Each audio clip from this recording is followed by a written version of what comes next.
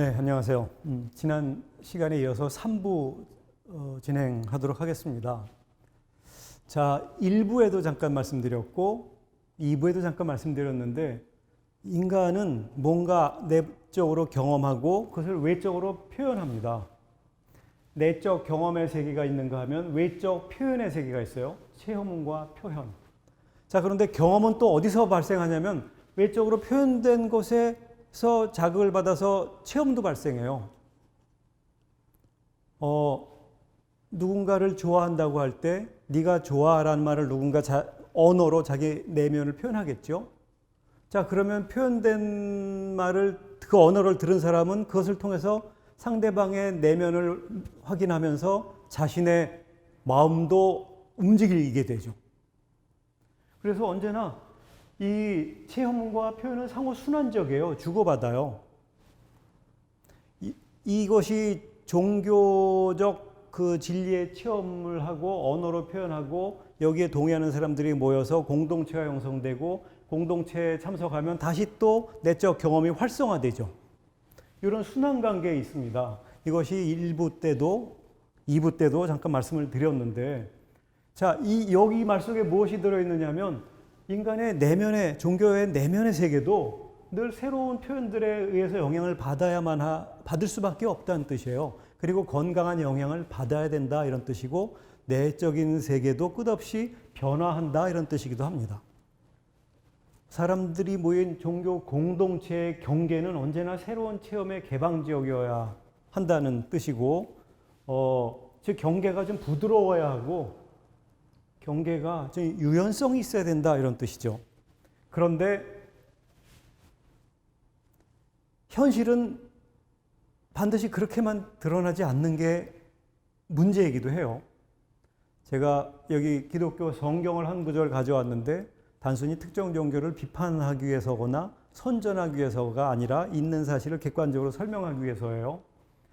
기독교 성경, 신약 성경의 갈라디아서 3장 28절에 아주 이런 멋진 말이 있어요. 이게 2000년 전에 쓰여진 문헌이에요. 거기에 유대인이나 그리스인이나 종이나 자유인이나 남자나 여자나 그리스도 예수 안에서 모두 하나입니다 라고 얘기하고 있어요. 자, 2000년 전 고대 팔레스타인, 고대 이스라엘 또는 그리스 지역에서는 민족 차별이 당연하게 여겨지던 시절이에요. 우리 민족의 신이 너의 민족의 신보다 우월해. 우리가 우월해. 그래서 서로 땅 따먹게 하고 막 이러던 시절이에요. 그러니까 유대인과 그리스인은 다른 민족이에요. 근데 유대인이었던 바울이라는 사람이 쓴 편지인데 그 유대인이었던 바울이 유대인이나 그리스인이나 모두 하나랍니다. 민족을 넘어서요. 종이나 자유인이나, 즉 신분사회였단 말이에요. 종과 주인, 종과 자유인이 너무 당연하게 차별을 하는 것이 당연하던 시절인데 모두 하나래요. 남자와 여자가 성차별이 너무 당연한 게 여겨지던 시절이었어요. 그런데 남자나 여자나 모두 하나래요. 굉장히 혁명적인 인간평등 사상이에요. 2000년 전의 언어예요. 자, 이대로 이것이 기독교 성경의 중요한 구절이에요. 정말 이대로만 가면 인류의 평등을 구현하는데 다 많은 기독교인들이 앞장섰어야 되겠죠. 근데 현실은 이것이 어떻게 작동하냐면 모두 하나라는 사실보다 그리스도 예수 안에서라는 말을 더 강조하면서 그리스도라는 말이나 예수라는 말을 안 쓰는 곳에는 하나가 아닌 것 같은 이제 무의식적인 상상을 하게 돼. 너는 예수란 말 안 쓰는 곳은 왠지 하나가 아닌 것 같아. 그러니까 모두 하나란 말은 기존의 경계를 넘어서 탈경계, 기존의 영토, 특정한 지역을 언제나 넘어서 그리고 기존의 경계를 파괴해. 그래서 기독교가 세계 종교가 될 수 있었던 거예요. 유대 민족에 머물러 있던 민족 종교가 세계 종교가 된 거죠. 이것이 인류의 하나됨의 그 선언 속에 담겨 있어요. 근데 현실은 이게 종교의 지향은 이쪽이어야 하는데 이쪽인 듯 하다가 현실은 다시 또 자신만의 경계를 세우는 쪽으로 돌아와요. 이게 종교의 현실 종교에는 그런 식으로 양면성이 있어요. 제가 여기 그래서 종교는 양면성이 있어서 원래 종교, 지금 뭐 지구화, 세계화 그런 말을 하잖아요. 그것을 정말 지구화, 세계화를 가능하게 해준 동력, 가장 중요한 동력이 뭐였냐면 종교예요. 옛날에 민족 안에 갇혀 있었어요. 근데 기독교든 불교든 이슬람이든 특정 지역 안에서 나왔지만 지역을 넘어서 세계로 퍼져나갔잖아요. 세계화 현상의 원조죠, 종교가. 어떻게 세계화가 되죠? 자기 영역 안에 기존의 경계를 넘어설 수 있는 능력이 있으니까 세계화가 되는 거예요. 세계 기존 경계의 초월적이에요. 그러면서 동시에 자기만의 경계를 또 세워. 이 제도화되고 집단화되면 자기 집단을 유지하려는 마음이 생기면서 경계를 딱 세우고 예수란 말을 안 써. 거기는 알라란 말을 안 써. 그러면 안 쓰는 곳은 베타, 분리 이런 마음이 자꾸 자기도 모르게 생겨. 그래서 새로운 경계를 자꾸 만들어요. 이런 양면성의 종교에는 있는 거죠. 근데 이 중에 하나 여기에만 매몰되면 종교가 타락하는 거고 그렇지 않겠어요? 그래서 끝없이 세계 기존 경계에 초월하는 경계 초월적 성향을 끝없이 유지해야 한다는 사실입니다. 그래서 공동체에는 경계가 있어요. 어디가 종교고 어디가 종교 아니냐. 어디까지가 기독교고 어디까지가 기독교가 아니냐라고 생각해 보셨어요? 그 애매해. 경계는 우리가 흔히 실선처럼 상상하지만 경계를 점선으로 상상해야 된다.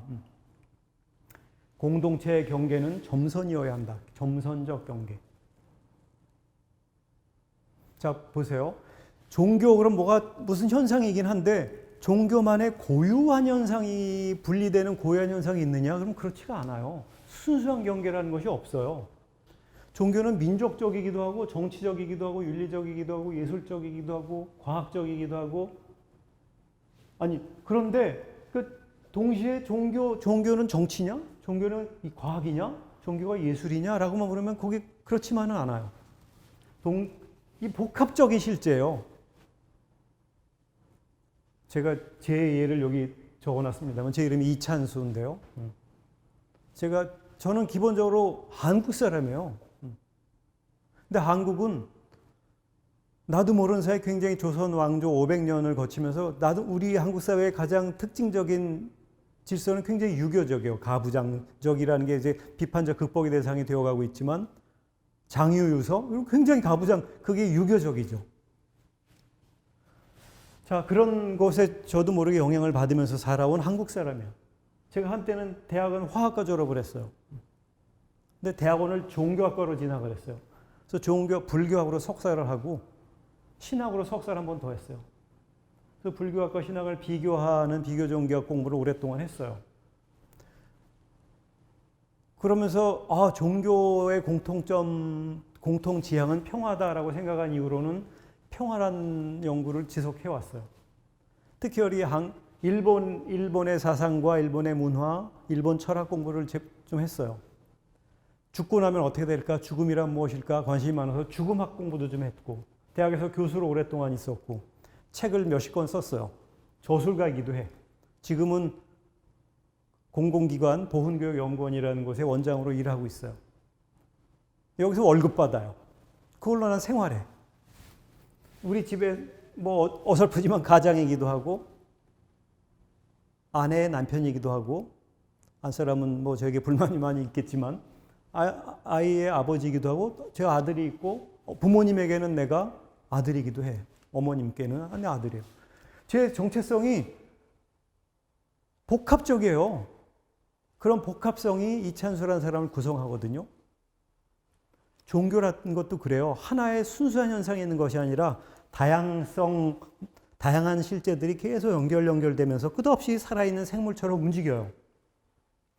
그 다양한 현상들의 의미를 해석하게 해주는 정말 심층적 의미를 찾으려고 노력한 이들이 진정한 의미의 종교인인데 그 사람들이 모이면은 외부에 실선을 친다. 베타 경계에 실선을 치고 남 못 들어오게 한다. 이렇게 하는 순간 자멸로 가는 거죠. 변화가 없을 테니. 그래서 자기도 살고 남도 살리는 방식은 공동체의 경계를 점선적으로 사유해야 한다는 거예요. 자, 여기 자동차 길을 한번 봅시다. 자동차 길에 보면 직선과 자동차 도로의 노선을 보면 점선이 있어요. 직선은 가능한 넘지 말라 그런 뜻이죠. 직선 안에서만 가라. 직선을 넘어서는 것은 위법하다라고 교통법규를 만들어서 계도하고 있어요. 자, 그런데 도로에 직선만 있으면 목적지에 갈 수 있어요? 도로는 직선과 직선이 만나는 곳에 점선을 둬요.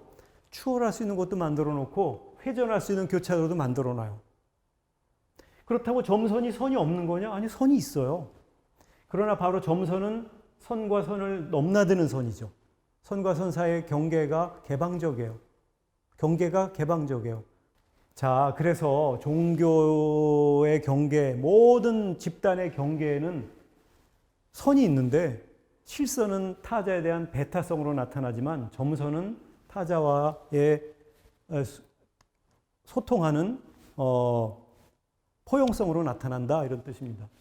윌프레드 캔트웰 스미스라는 종교학자가 종교를 명사가 아니라 형용사로 보자라는 신선한 제안을 한 적이 있어요. 그래서 종교가 많으니까 종교들 그러고 종교를 명사로 보고 복수 전미사를 붙이잖아요. 이슬람이 있고 뭐 유교가 있고 일본의 신도가 있고 도교가 있고 뭐 샤머니즘이 있고 그런다고 쳐보세요. 그럼 종교들 그 말은 종교를 하나의 집단처럼 상상하고 기독교, 이슬람, 유교, 유대교 뭐 또 했어요. 그러니까 이렇게 명사로 상상한다는 말은 종교들 간을 경쟁 대상처럼 생각하게 만들고 나의 종교가 더 우월해라는 자기 우월 의식으로 갖게 만들어요. 근데 그렇게 보는 것은 종교의 여러 가지 표현들 가운데 하나에 갇히는 거다. 그렇게 보아서는 안 되고 종교를 형용사로 보아야 된다. 즉 종교가 아니라 종교적. 자, 명사로서의 종교는 이방인을 적으로 규정해. 명사는 언제나 선이 있어요. 그렇잖아요. 개념이 분명해. 명사는. 그런데 그래서 그 실선이에요. 명사의 개념에 바꾼 실선과도 같아. 특히 추상명사가 아니라 구체적인 명사인 경우는. 근데 형용사로서의 종교는 경계 밖에서도 진리를 봐. 복잡하게 얘기할 것 없이 인간과 인간적이란 말을 생각해 보세요. 인간은 명사야. 인간적이란 말은 형용사예요. 자, 인간이라고 다 인간이냐? 인간적으로 살아야 인간이지라는 말을 쓰는, 그건 무슨 말인지 우리들이 알잖아요. 인간적이란 말은 타자를 수용한다는 뜻이고 타자를 돕고 더불어 같이 산다는 뜻이에요. 그냥 인간으로 태어났다고 인간이냐? 그렇지 않다는 거지. 오로지 독불장군처럼 자기 욕심만 챙기면서 남을 자기 욕심에 따라 함부로 죽이는 사람 보고 너 정말 참 좋은 인간이야? 안 그래? 정말 인간이려면 인간적이어야 해요. 그래서 종교가 정말 종교려면 종교적, 개방적이고 다양한 가치를 수용하는 방식으로 자기를 유지해 갈 수 있어야 된다는 거죠. 그래서 종교를 형용사로 보자. 한민복이라는 시인이 꽃이라는 시에서 이렇게 시작을 해요. 모든 경계에는 꽃이 핀다. 아주 시인답게 정말 멋진 문장이라고 할 수 있습니다. 이게 그 2016년도에 종교평화 피스컵 종교 지도자 친선 축구대회라고 몇 년 동안 했어요. 각종 종단의 성직자들이 모여서 축구대회, 여기 스님도 있고 신부님도 있고 목사도 있고 수녀님도 있고 원불교 교무님도 있고 다 모여서 축구대회 하죠. 다양성이 선의의 경쟁을 하는 이 모양이 얼마나 좋은지 몰라요. 근데 어떤 대학에서 강의실에 나무 책상이거든요. 어떤 학생이 쇠뇌당할 것 같아, 짜증나, 그지 같다, 이런 말 써놨어요. 종교 시간에 너무 배타적 주입식을 하니까 막 짜증난 걸 수업식을 안 하고 막 여기다 새겨놨어, 나무 책상에.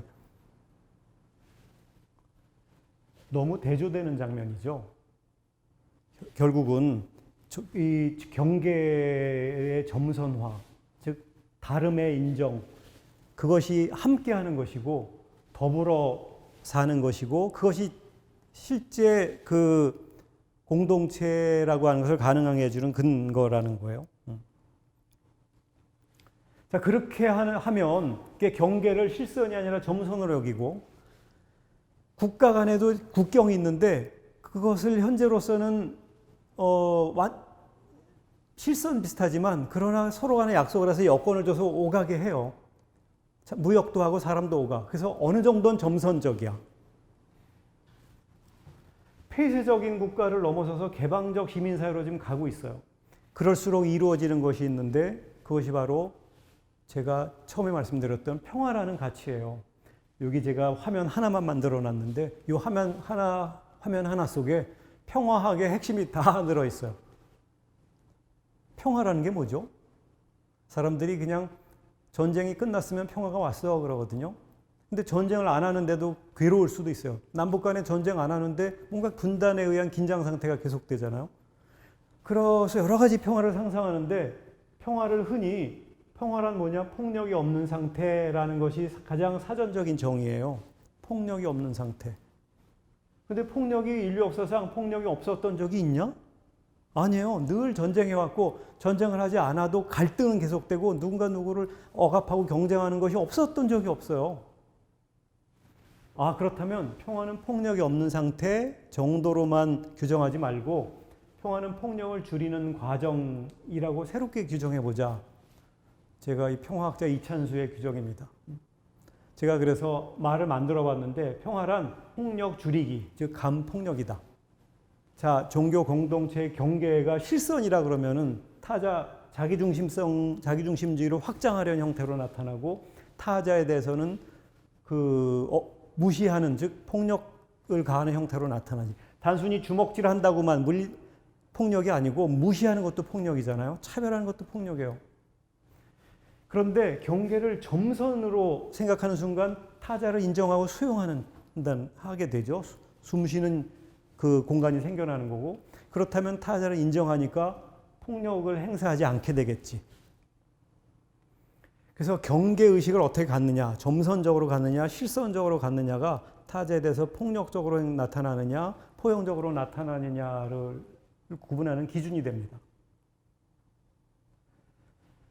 기독교 성경의 마태복음 5장 9절에 예수가 이렇게 얘기를 했어요. 평화를 이루는 이들이 하느님의 자녀다. 근데 이렇게 폭력을 줄이고 평화를 이루어가는 이가 진짜 종교인이라고 할 수 있는데, 사실 이렇게 말씀드렸지만 이 내용은 우리 새로운 사실이 아니고 한국인의 아주 조상적부터 있어왔던 고전적인 가르침이기도 해요. 제가 마지막으로 하나 내용을 준비했습니다. 신라 시대에 천재적인 사상가인 최치원이 있는데, 최치원이 당나라에 오래 유학하고 관리도 했다가 신라의 고국에 돌아와서 보니까 자기가 신라의 정신이라는 게 너무 멋졌던 거예요. 그래서 최치원이 그 당시 신라의 화랑인 난낭이라는 화랑의 비문에 이런 말을 썼어요. 이게 최치원이 말한 신라의 정신인데, 국유현묘지도 왈풍류 설교지원 비상선사 신례포함삼교 접화군생. 풀면 이런 거예요. 우리나라에 예부터 현묘한 도가 있는데 이름하여 풍류라 한다. 사실 풍류는 먹고 놀다 음풍농월 이런 걸 얘기하는 게 아니에요. 이때 언어는. 이 풍류가 뭐냐면, 이 풍류의 가르침을 베푼 근원은 선사라고 하는 어떤 기록에 잘 갖춰져 있는데, 그거 실제 내용이 뭐냐? 안으로는 삼교, 즉 유교, 불교, 도교, 유불선이거든요. 다양성의 대표적인 언어죠. 안으로는 다양성을 포함하고 만나는 모든 생명을 교화하는 것이다. 이 포함이란 말이, 포함이라는 한자가 아주 멋있습니다. 다양성을 다 녹여내서 자기 것으로 삼는다 이런 뜻이에요. 이질적이라고 배타하지 않고 다양한 것을 다 수용하는 정신이 바로, 그래서 그것으로 모든 생명을 교화하는 것이 신라의 오랜 현묘한 도다 이런 뜻이에요. 이것이 풍류사상이거든요. 풍류사상이란 말의 근원적인 의미예요. 자, 이런 다양성의 화학적 융합. 근데 비슷한 시기에 살던 원효의 정말 제가 한국 사상을 공부하면서 최고의 천재 사상가 한 명을 꼽으라 그러면 저는 원효를 꼽겠어요. 아주 천재적이고 삶도 드라마틱하고 멋진 분이죠. 원효 사상의 핵심을 한마디로 화쟁이라고 할 수도 있어요. 화쟁은 논쟁을 조화시킨다 이런 뜻이거든요. 상대방을 무시하면 논쟁의 조화가 안 돼요. 상대방을 긍정해야 돼요. 긍정하려면 그 긍정하는 마음의 도량이 넓은 거잖아요. 그래서 이 포용의 마음으로 다양성을 얼마든지 수용할 수 있다. 그래서 논쟁, 이 언어적 토론을 하되 그 논쟁을 조화시켜서 하나의 일관된 가르침으로 펼쳐놓은 것이 원효의 일심사상 이라고도 할 수 있어요. 모든 것은 마음으로부터 비롯된다는 뜻도 되죠. 한국인은 마치 비빔밥처럼 비빔밥에 다양한 재료들이 들어가잖아요. 밥에 김치도 들어가지만 나물도 들어가고 계란도 하나 들어가고 참기름도 들어가고 시금치 등등 다 들어가는데 저마다 재료들마다 고유한 맛이 있어요. 근데 비빔밥은 고유한 맛이 다 비벼지면서 고유한 맛이 죽는 건 아니지만 묘하게 상승 효과가 나면서 새로운 종합적 맛이 나잖아요. 그 종합적 맛이 나려면 자기 시금치가 시금치에 머물면 종합적 맛이 안 나. 다른 맛을 서로 받아들이는 방식으로 종합적 맛이 나는 거죠. 한국인은 비빔밥처럼 다양성을 수용해서 논쟁을 조화시키고 새로운 맛으로 종합해 왔어요. 그것이 최치원이 말한 옛날부터 내려온 신라의 이런 풍류사상이기도 하고 원효가 말한 그 화쟁사상이기도 한데 이런 자세를 가지면 타자에 대한 폭력을 줄이고 타자를 인정함으로써 평화를 이뤄가는 동력이 되겠죠. 이것이 종교와 평화가 만나는 지점이고 바로 이렇게 평화를 이루는 이가 진짜 종교인이다. 이런 사실을 제가 종교와 평화의 관계를 공부하면서 내린 결론이기도 합니다. 자, 제가 1부에서 종교학 개론처럼 종교 일반론을 소개해드렸고 2부에서는 이 종교의 공동체가 어떻게 구성되는가, 그래서 공동체의 경계를 실선이 아니라 점선으로 이해를 하는 방식으로, 즉 외부의 다양성을 수용하는 방식으로 종교적 정체성을 유지해 가는 것이다 라는 말씀을 드렸고, 그렇게 하면 정말 타자를 수용하고 긍정함으로써 평화라는 것이 이루어진다. 폭력이 줄어들고 평화가 이루어진다. 그런 의미의 폭력 줄이기로서의 간폭력을 종교와 연결지어서 제가 지금까지 말씀드렸습니다. 1부, 2부, 3부로 나눠서 준비한 종교와 평화의 관계, 즉 그 평화로서의 종교의 문제를 한번 집중 정리해 봤습니다. 지금까지 들어주셔서 대단히 고맙습니다.